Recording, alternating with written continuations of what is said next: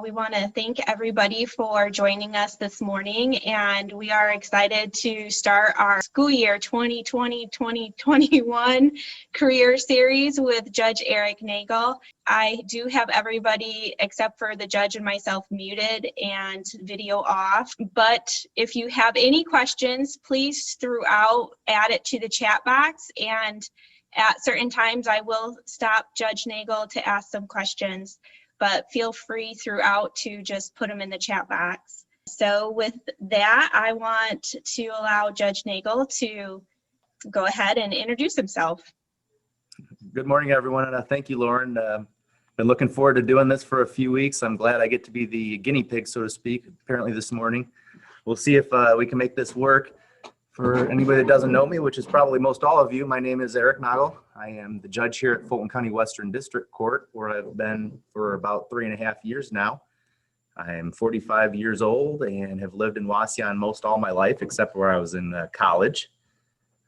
I was gone for college for about 5 years, and then I moved back for my last couple of years of law school. So for the most part, I've lived in Wauseon and in Fulton County for all 45 of those years.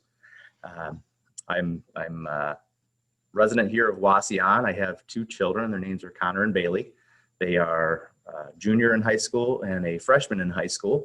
Junior high Delta wrestlers. Both my sons are wrestlers for Wauseon, so I know there's some healthy competition there. But I think it's a good thing. And I would say that both children are into things that do not include being an attorney or being a judge. So I'm thinking this will be the end of the road for the law in my family, but I'm okay with that too.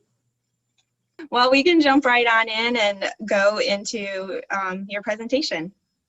Sure. So in any event, like I was mentioning, I have been born and raised here in Wauseon. I attended Wauseon throughout my entire school career. So kindergarten through graduation. I graduated in 1993. And after that, I went on to study at the Bowling Green State University. So I'm a Falcon.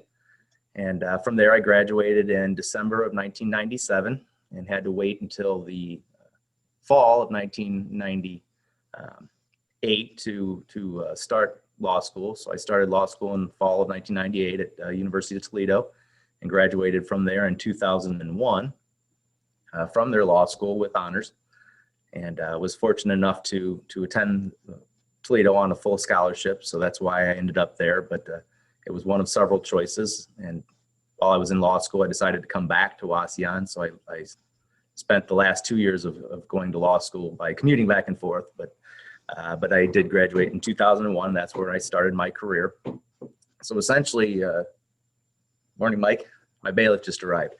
So essentially, once I graduated, then I went on to start my practice and did so. I didn't just walk in and suddenly become judge. You have to practice law for 6 years after you get out of law school. So I had met that curriculum, obviously.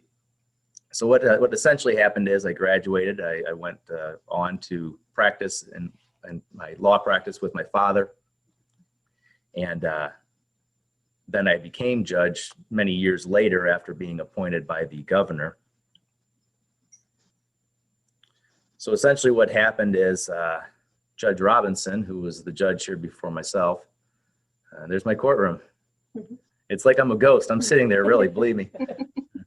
But so Judge Robinson, that was in this position before, he went on to take over at the Court of Common Pleas, which is another court here in town. And so this position became vacated. And when that happens, the task is upon the governor of the state to appoint somebody to sit in the position until an election can take place. So what happened is essentially there's this long process of, first and foremost, where your political party has to sort of present you to the governor. And so there was several of us that had sort of reached out to our political affiliations to try to make sure that we could get their support and ultimately allow the central committee to then send the interested candidates to the governor's office so that they'd have some people to choose from. And so we did that. We went through that process and eventually narrowed down to 2 of us, me and another gentleman that certainly would have done a great job as well. But I'm glad that I was ultimately chosen by the governor, but it is a process. So what happens is once you get appointed, essentially, you take over that position and you continue in that position for the term of the prior elected official. So in this instance, Judge Robinson still had 2 years left on his term. So when he left, I took over that remaining 2-year term and just kind of wrote it out until we could have an election. And luckily for me, then I was elected eventually. Once you're elected, the term is 6 years. So unlike some of these positions where it's only 4, like the president or like most other elected positions, for judges, it's 6 years, unless of course you're on the Supreme Court, which, as many of us have heard and talked about in the news lately, that's a lifetime commission.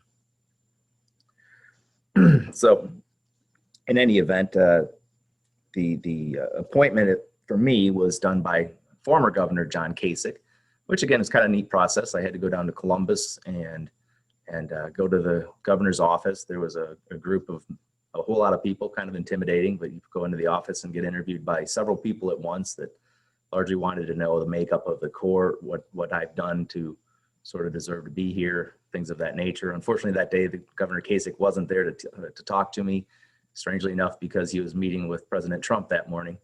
And those two never became friends, but that's where he was the day I was there. So I didn't get to meet Judge Kasich that day, but ultimately he did appoint me. And that was in April of 2017. It was kind of a grueling process. My staff here at the court was kind of pulling for me. So I know they were on pins and needles, hoping that I'd get the appointment, and I was on pins and needles.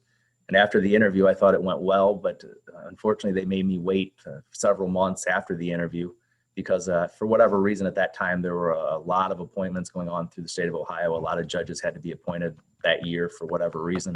So I did have to wait several months from the time of the interview to the time that I finally got that phone call. And strangely enough, I was here at the court when they did call me eventually doing other jobs. So it was really quite a fun day. So basically in April of 2017, once I got the appointment, the process is essentially that I had to come over and have someone swear me in. So Judge Robinson, whose position I had filled now, he came over and I was very lucky to have him swear me in. And in fact, there's me and Judge Jeff Robinson, who hopefully you guys will talk to someday. That was the day of the swearing in. That's probably my dad's foot there. I don't know. But so yeah, it was quite a fun day. I had the courtroom filled with family and friends and all the staff here at the court and my children and my wife at the time. And we had quite a wonderful day. And it's one of probably the highlights of my entire life that day. Yeah, see there's my son Bailey's head there interfering with Judge's picture, but it was kind of fun. In fact, that morning, Judge Robinson, hey, I didn't even know we had all these pictures. That's great, Lauren. So you can thank Whitney. Hey, she's good at this. So there's me and my dad. My dad's now retired, but he was also an attorney, and there's my mom and dad and my kids back then. They've grown quite a lot in 3 years. And that was my wonderful grandmother who's now passed away. And then we had quite a party afterwards. It was a great celebration. Great. Thank you for going through that beginning process of how you became a judge. Can you tell us what type of schooling it took to get to your law degree? Yeah, so again, it's a process just like what you guys are going through right now. Essentially, I spent the first 12 years, of course, as I said, in Wauseon. So I went through from kindergarten through 12th grade. I graduated from Wauseon, and then I went to Bowling Green. And for that process, of course, most undergraduates, well, anymore with a lot of kids taking classes while they're in high school, a lot of the undergrad has been shortened to sometimes 3 years or maybe less. But for me, it was 4.5 because I didn't quite know what I was doing when I got there. So I essentially spent 12 years in getting my diploma, 4 years at Bowling Green, and then law school is essentially 3 years if you're doing it on the straight curriculum. So the 4 years I spent at Bowling Green were in a much different program than where I'm at now. You know, when I left to go from Wauseon to Bowling Green, I was a fine arts major. So I was actually in the art program at Bowling Green and spent most of my time painting pictures and doing things that you might expect as you're part of an art program, and really didn't intend to deviate very far from that. Eventually, I moved on from what I was doing to, I had a minor in psychology, and I ended up getting into the art therapy program, which I intended to move on and go forward with doing. So my degree actually from Bowling Green is a Bachelor of Science in Art Therapy, which sometimes throws people off because they don't quite understand how I'd moved from that to where I'm at now. But what essentially happened there is there's a test that you have to take to get into law school called the LSAT. And a buddy of mine wanted to take it, convinced me to go there and do it with him just so he had some company. And I thought, well, that'll get my dad off my back, who always thought I should try it at least. And so I took the test with my friend, and strangely and lucky enough for me, I did much better than him on the practice test. He decided this wasn't for him. He wasn't going to do it again. And I said, hey, what the heck? Why not take the real one and see how it goes? So I ended up deciding what I should do is just take that test, get it out of my system, make sure it isn't something I was interested in since I'd done well on that test. And I started studying for it and realized I was not real good at that either. And wasn't quite sure how it was going to end up ultimately, but I did take the test and strangely enough, did very well on it again. And with the grades that I had collected at Bowling Green somehow, the combination of the test scores and Bowling Green's, my GPA allowed them to ultimately offer me a full scholarship to Toledo. So instead of moving on to go to get my master's degree in art therapy, I decided that I was not going to turn down free money. And so off to Toledo University I went. Once I got there, that was a whole nother set of challenges. In order to keep that scholarship, which I think must have been a joke at the time, I had to keep essentially a straight A average. And I thought, well, this is going to get real expensive if I screw this up. So I buckled down and maybe for the first time studied very, very hard. And so law school was nowhere near as much fun as the 4 years I had spent before that. But it taught me to learn. It taught me to study. It taught me things I had never quite put the time in to do what I needed to do in advance. And I did end up keeping that scholarship all 3 years. So that was good. Now, once you graduate law school, they don't just throw a book in your hand and send you out on the street to start taking care of people.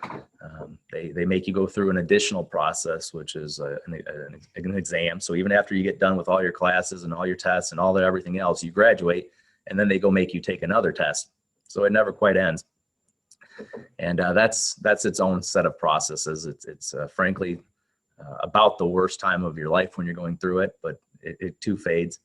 But so it was a lot of studying, and once you do that, the test at the time was in Columbus, and I think that's still where they do it generally, but you go down to Columbus and you spend a couple full days taking tests all day long, and then you spend a couple months sweating till you get those results back. And so when I did get those results back finally, it was in November of 2001, and was very happy to get them.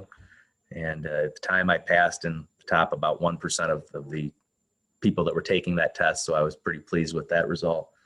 And lucky for me, I was able to start practicing then when they swore me in November of 2001. From there, essentially, you hit the streets. So you get this degree, you've been through school, you're supposed to know everything.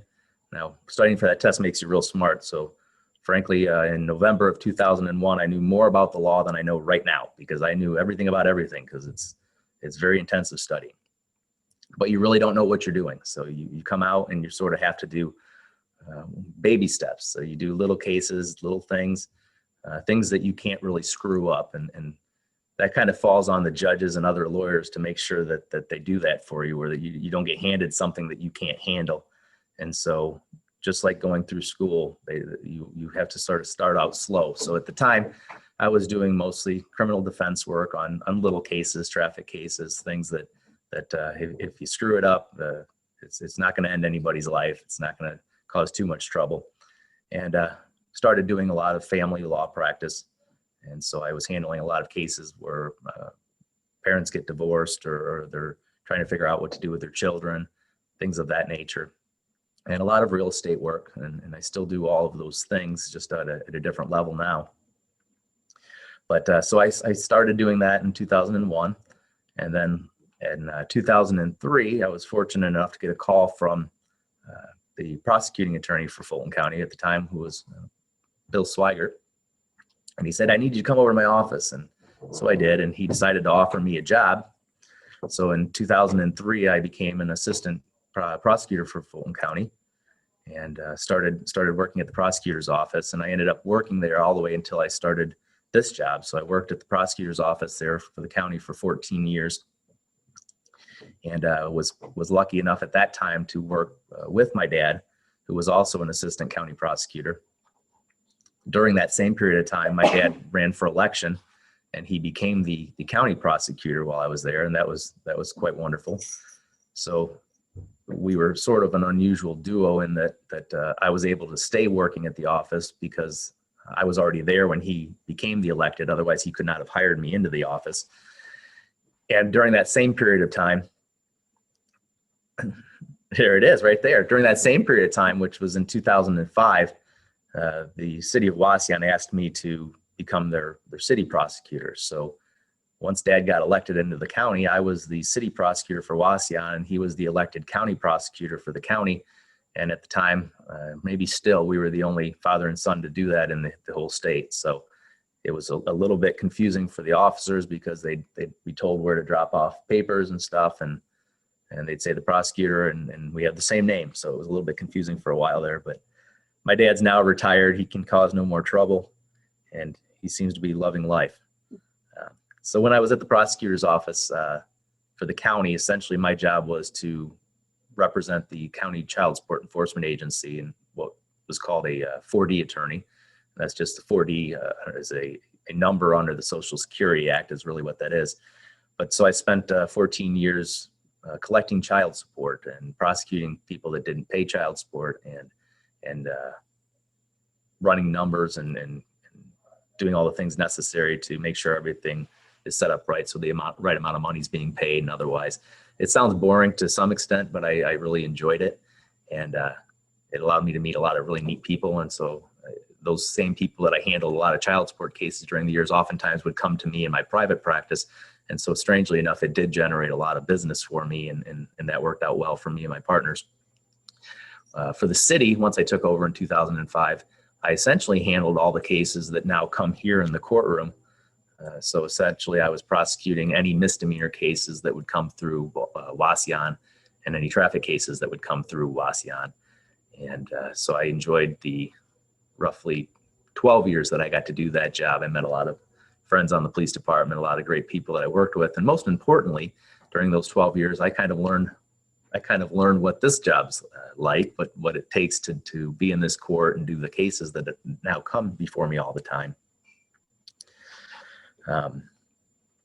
The other neat thing is when I was appointed as the city prosecutor at the time, that was originally by the then mayor, Jerry Danebossel.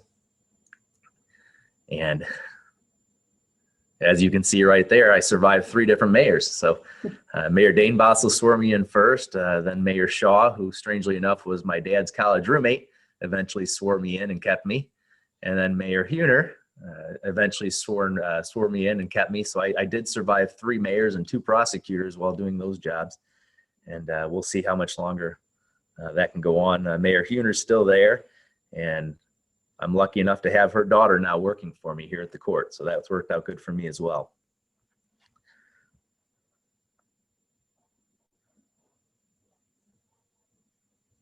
Lauren, I'm not sure where we're at on our schedule here. I don't want to take up too much time or throw you off of whatever you want to do.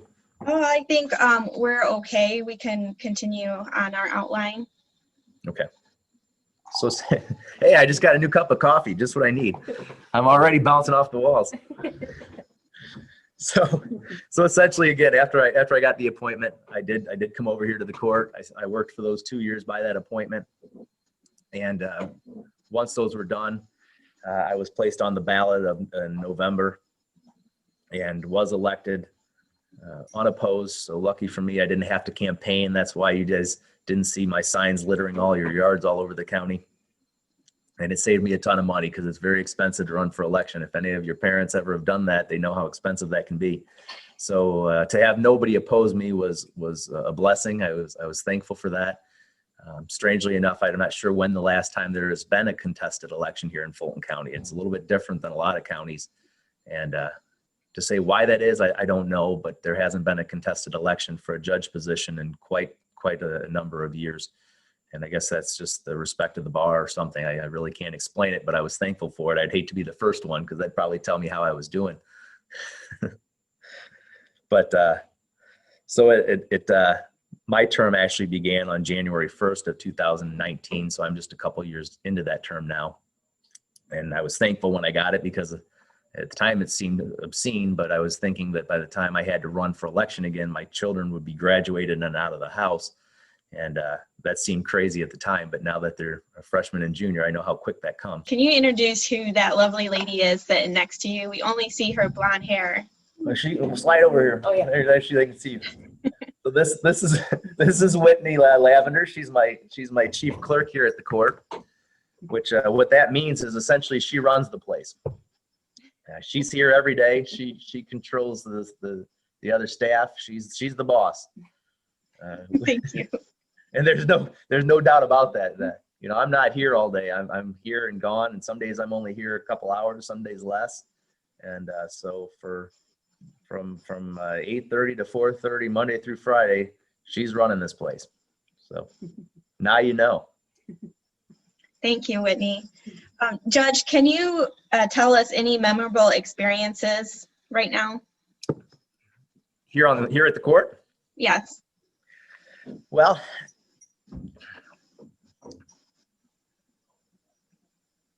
sorry about that. So yeah, here at the court, I guess the trickiest things are that I spent a lot of time here prosecuting, and so I was very comfortable in the courtroom. But I can say probably the biggest experience was day one. You come in here, and even though I've been practicing law at the time for many years and thought I had done it all, I still had to stand at the door before I walked in the courtroom and take a deep breath. And in fact, Whitney and I were standing there, and a bunch of us were standing around, and I kind of had to take a deep breath and know that when I walked into the room, everybody was going to stand up, and it was going to be because I just walked into the room. And it's quite jarring to have that happen for the first time and to have your name announced and see that response. Unfortunately, I walked in and sat down and sat here and started my business only to look up and realize I forgot to tell everybody to sit down. And when I realized I had made that mistake, I kind of laughed and thought, okay, I better not do that again. But it sort of moved me on to know that, okay, I was going to be all right. And so it is that first day jitters of screwing up the job on day one is always something that we look forward to. But no, so it is kind of a difficult experience when you're suddenly changing seats and looking out and seeing it from a different angle. And it does change the perspective of what you do as a lawyer and what you see the judge doing while they're doing it. It's a whole different perspective you gain when you're sitting in that chair and having to make those kind of decisions. I will say the trials that we have here have been somewhat limited. Most of the trial practice I did much more of when I was a prosecutor than I do, strangely enough, as a judge, because for the most part, the cases we handle here settle. And so we don't have to have a whole lot of trials. But I will say that when we do, it's quite an experience getting to sit here and make decisions and do the things that I have to do as a judge that are much different than when I was an attorney. And to be quite honest, in most regards, it's much easier to sit up here than it is to sit down there.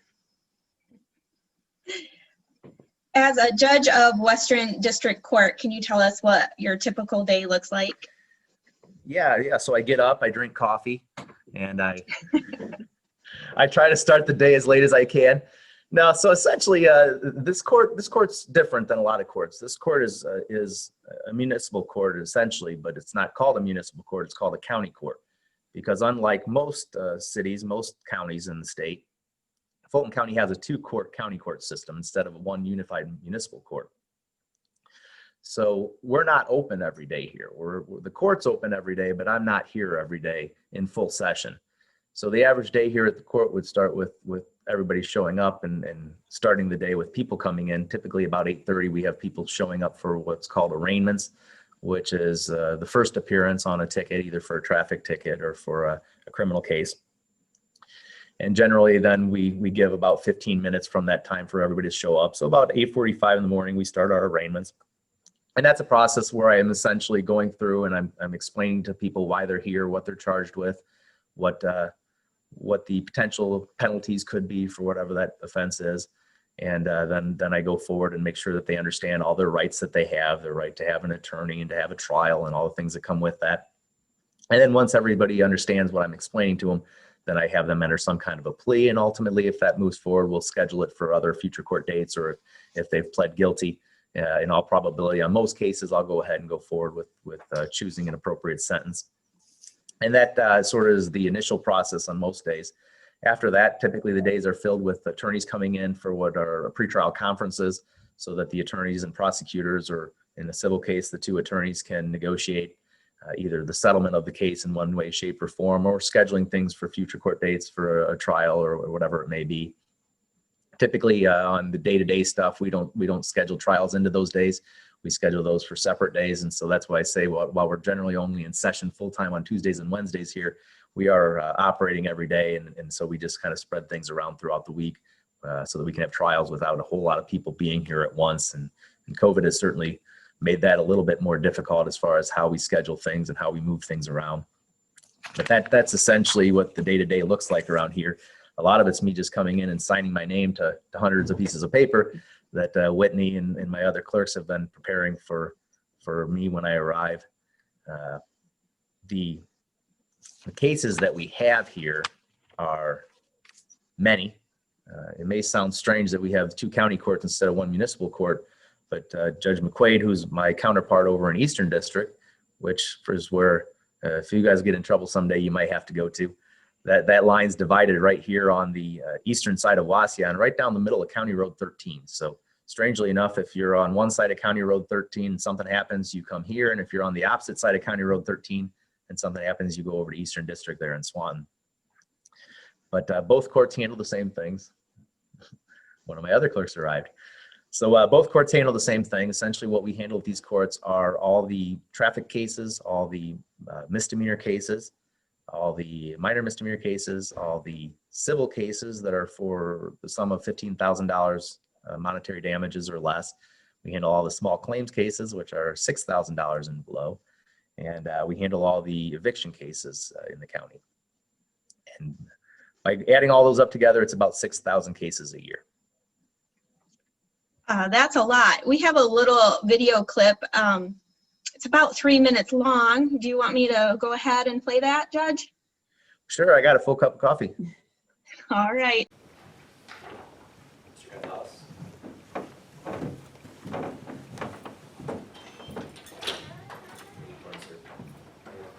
This case TRD 200004 State of Ohio versus Juan Gonzalez, who appears today without counsel.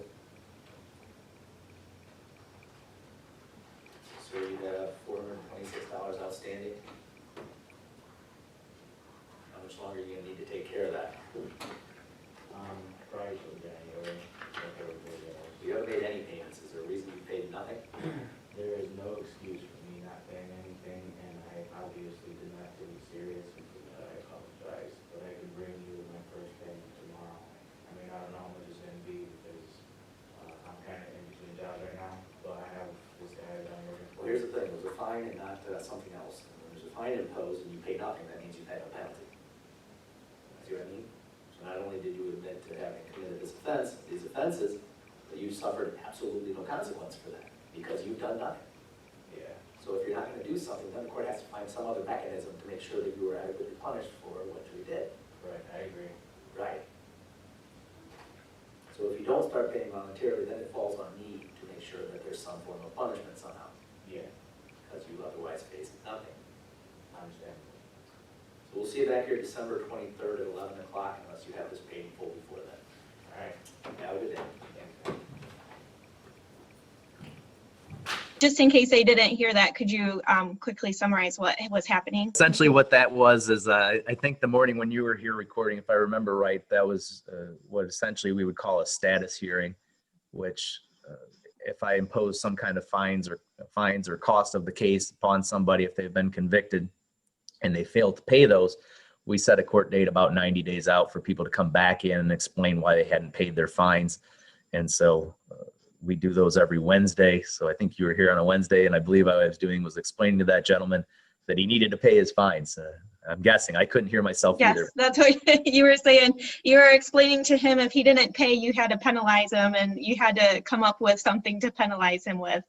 So, So he better pay. usually on those, I'm pretty nice, but sometimes I'm mean. So I'll give you a secret though. It's just for show.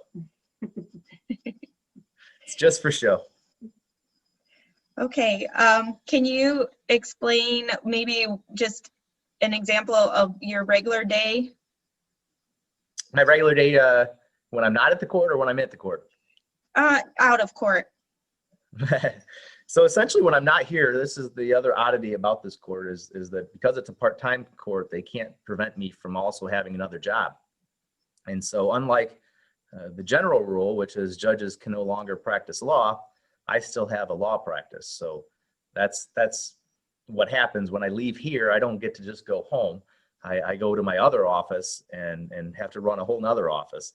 And during those days, it gets a little bit hectic. So I tend to bounce around several times throughout every day of going over here to do different things and then running back to my court to do different things, changing hats so that I can go to somebody else's court and practice in front of some other judge.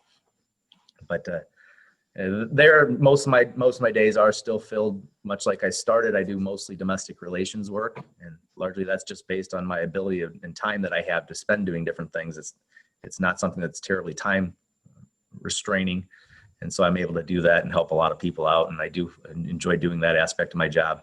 But most of my other time when I'm not here is spent doing a lot of real estate work. So I'm searching real estate titles and helping people close bank loans, and oftentimes doing what's called estate work, which is helping people make wills and do things that they need so that as they grow older, they can have people that can help them.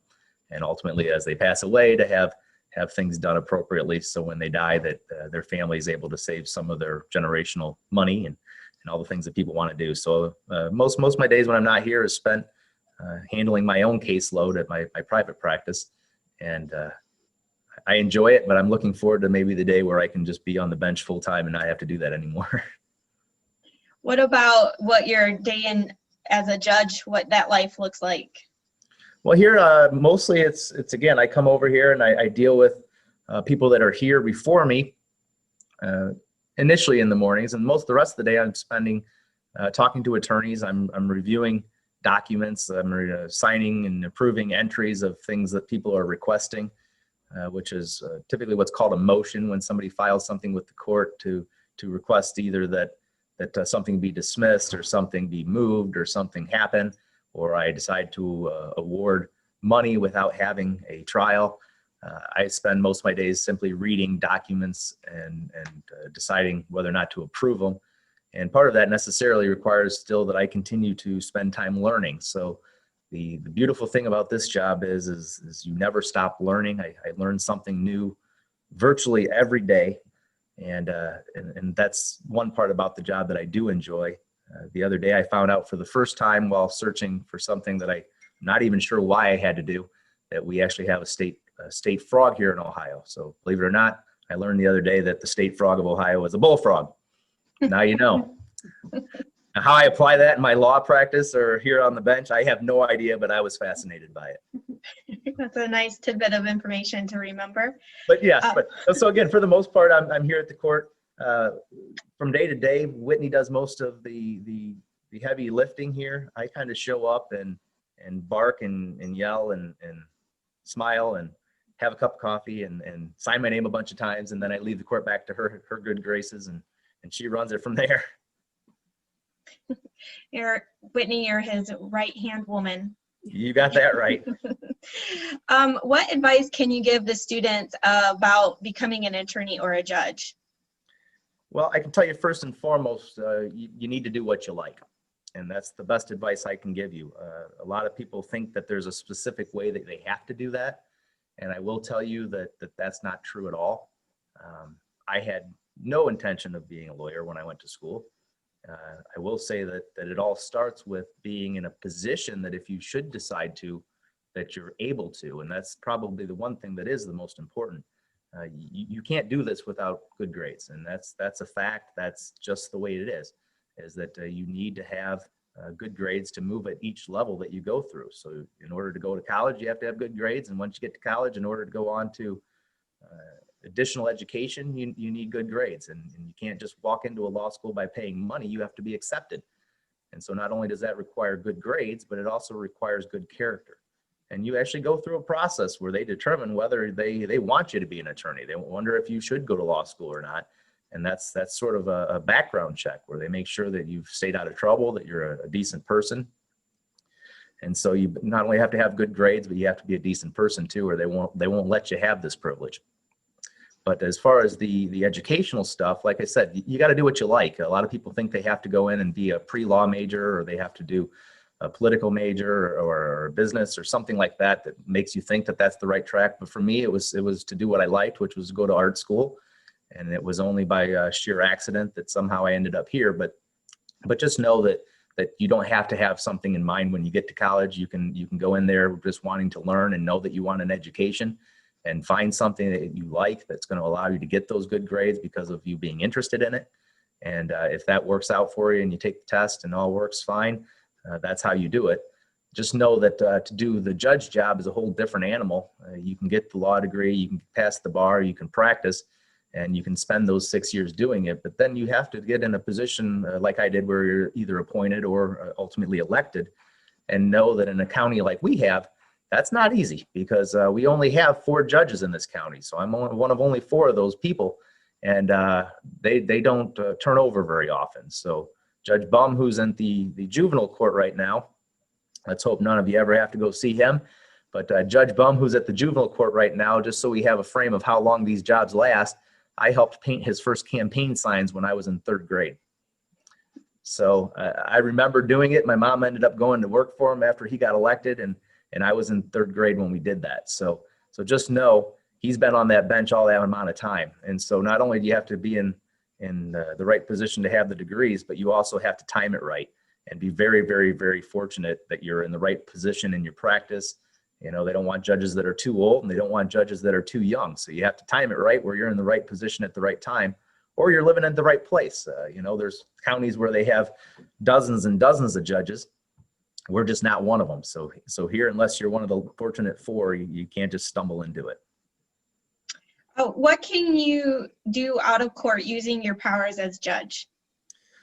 Well, one of the fun things I get to do, which I never imagined I'd do, but I get to marry people. So when I'm not here at the court, I still allowed to do those kind of fun things. So I went and married several different friends, and in fact, I do a lot of weddings. I've done 2 or 3 already this week, and I think last year I may have done almost 40 weddings out of about 200 in the county.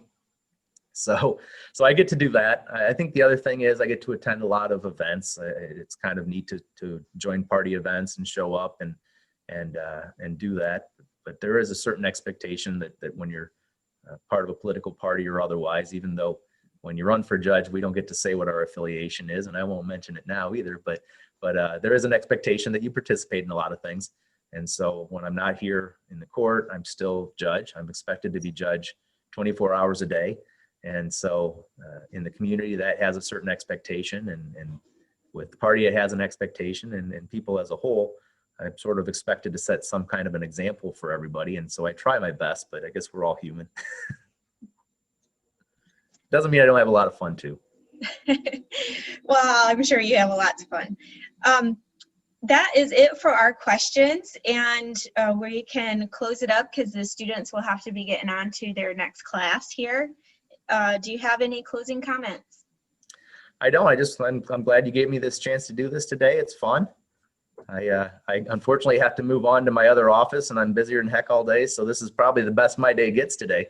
And so I appreciate you letting me talk to these kids. Hopefully everybody had a good day and have a good weekend, and stay safe and keep wearing your masks, and we'll get through this. All right. Thank you so much, Judge Nagel and Whitney. And Thank you. we will talk to everybody later.